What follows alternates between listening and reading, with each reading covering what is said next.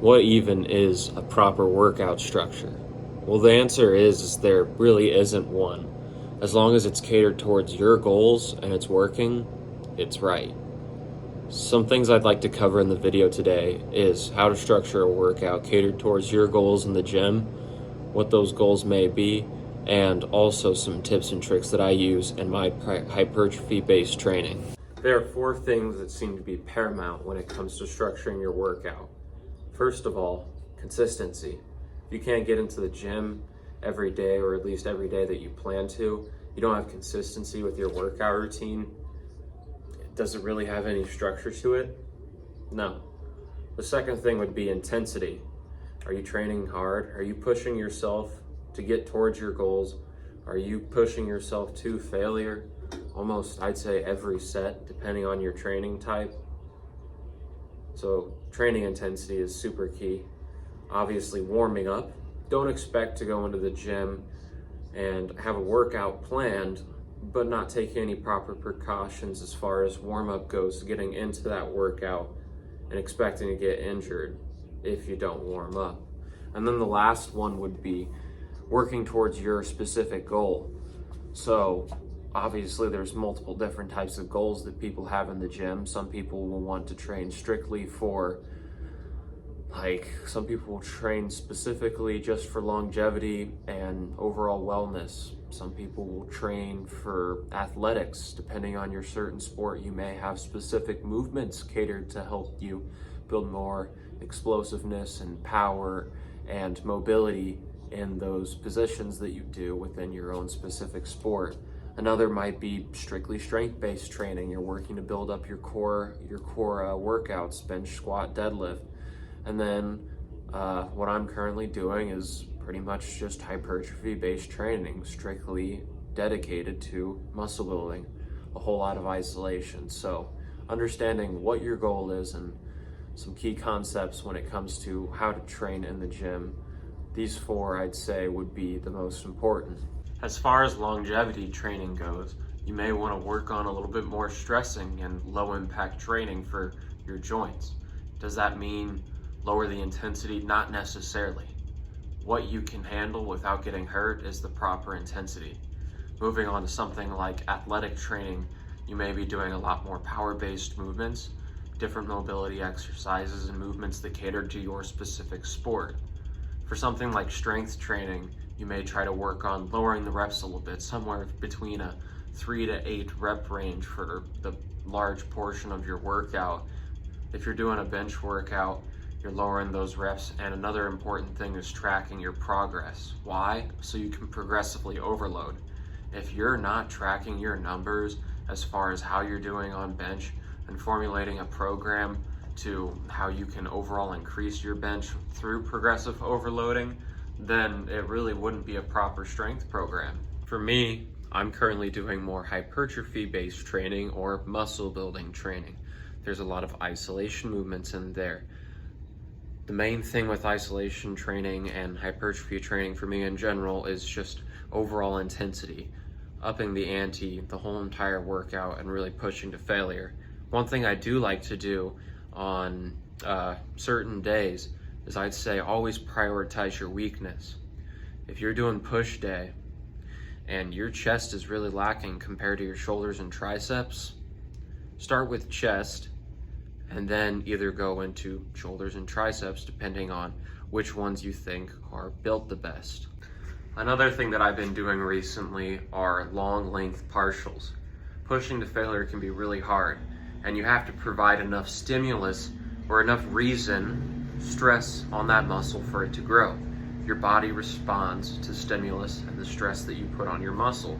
So some things I like to do is long length partials. They have a lot of research behind it. And say you're doing a chest fly and you can't get it all the way back up here. Staying in this back half portion of the rep as many as you can, even if you can get maybe 2 more sloppy reps out of it, is definitely going to be super beneficial. Another thing that I like to do is a lot of drop sets and supersets. One example of that is during my leg days, I'll go straight from leg extensions into sissy squats. This is really helping me push to failure. So definitely incorporating some sort of drop sets and supersets within your workout will be super helpful. When it comes to workout structure, what I've always been doing for the longest time is, say you have, you're working triceps. You want to do 3 movements, and I do them 3 sets each. The first set being kind of just getting into it, still pushing to failure. The second set, I up the weight a little bit, still keeping relatively good form, pushing to failure on the second set. The third set, I drop it back down to the original weight or less, and I focus really slowly and really focus on that contraction for the last set, but I add a drop set on, dropping the weight about 40% from where it was originally at. I count that third set with the drop set all as one. So say for triceps, doing 3 different movements with 3 different sets, the last one being a drop set. This is just personally what has worked for me for a while. My current and favorite split has been back and rear delts, chest and side delts, arms, and then legs.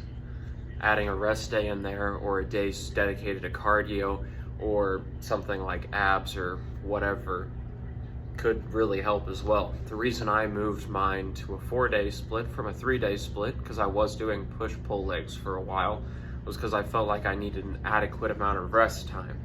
So when it comes to muscle building, obviously pushing yourself to failure in the gym is like definitely one part of it, but the other really big part is recovery, spacing your time out in between your next time that you hit legs. So definitely always give yourself an adequate amount of rest time between different muscle groups whenever structuring a workout. Some of my favorite movements for each day during my workouts are these V-bar neutral grip pull downs, cable rope pull overs for the lats as well. Then moving on to a kind of mid-back cable row. I have the D handles on there for a good grip. Then this variation of a rear delt fly kind of driving back through the movement. Then a cable rear delt fly. Moving on to chest for incline Smith, focusing on that contraction, really good isolation. Normally I do this with 2 cables, but the cable is broken at this time, so we're doing single arm low to high flies, really focusing on squeezing there. Moving into a dumbbell fly, into a chest press superset after you fail on the dumbbell flies, moving into some chest press super solid superset movement for shoulders, just some basic chest support at sight deld races. Moving into arms, we have rope push downs, really great for triceps, really solid all around. Moving back into biceps, we have these rope hammer curls on the cable, really focusing on squeezing at the top. Then moving into overhead rope cable extensions, super solid tricep workout. Incline curls, one of my favorite bicep movements of all time. Then we also have JM press. JM press is going to be super solid for triceps, making sure we keep those elbows completely still. And then for biceps, lastly, we have single arm dumbbell preacher curls.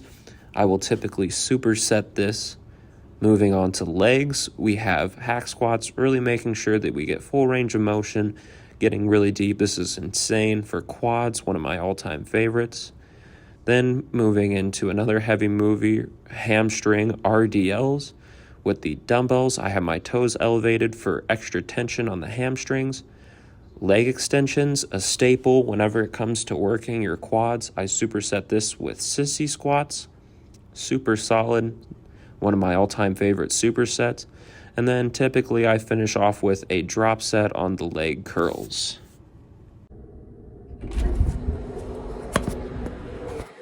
The foremost important things to remember is whenever you're structuring a workout, making sure that you have consistency when it comes to your workout structure, that you're training intensely, that you have proper warm-ups so you don't get injured before your workout, and making sure that your training style is specific to your goals in the gym.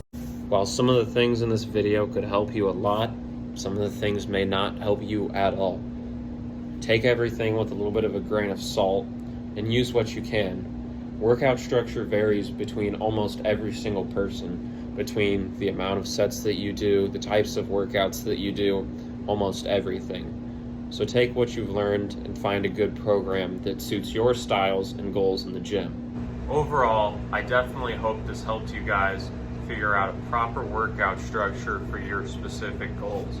If you ever have questions as far as structuring your workout or even as far as supplementation goes, getting back into the gym and understanding how to train properly and what you can use to help you train will definitely help you achieve your goals. So if you're in the Bloomington Normal area and you'd like to stop in and pay me a visit, drop into Supplement Superstores and start asking some questions. Thank you guys. I'll see you next time.